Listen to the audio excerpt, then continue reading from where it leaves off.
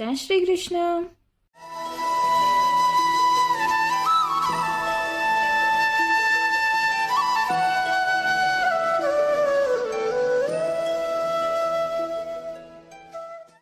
ఈరోజు వీడియోలో పానీపూరి మా స్టైల్లో మేము ఎలా ప్రిపేర్ చేసుకుంటామో మీకు చూపించబోతున్నాను.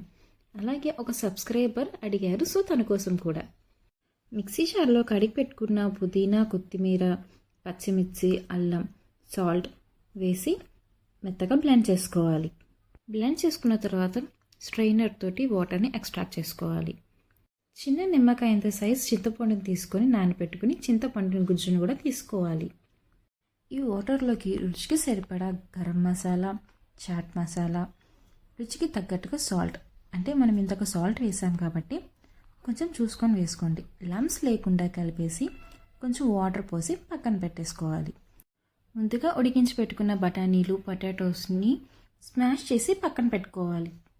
చిన్నగా కట్ చేసి పెట్టుకున్న ఉల్లిపాయ, టొమాటో, క్యారెట్, కొత్తిమీర ఇవన్నీ ఒక బౌల్లో వేసుకొని పెట్టుకోవాలి.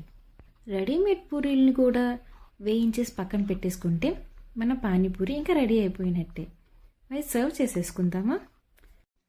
పానీపూరి అంటే ఎవరికి ఇష్టం ఉండదు చెప్పండి. మీరు కూడా ఈ పానీపూరిని ట్రై చేసి టేస్ట్ చేసి ఎలా ఉందో కామెంట్ సెక్షన్లో కామెంట్ చేయండి. ఈ వీడియో మీకు నచ్చితే లైక్ చేయండి, షేర్ చేయండి.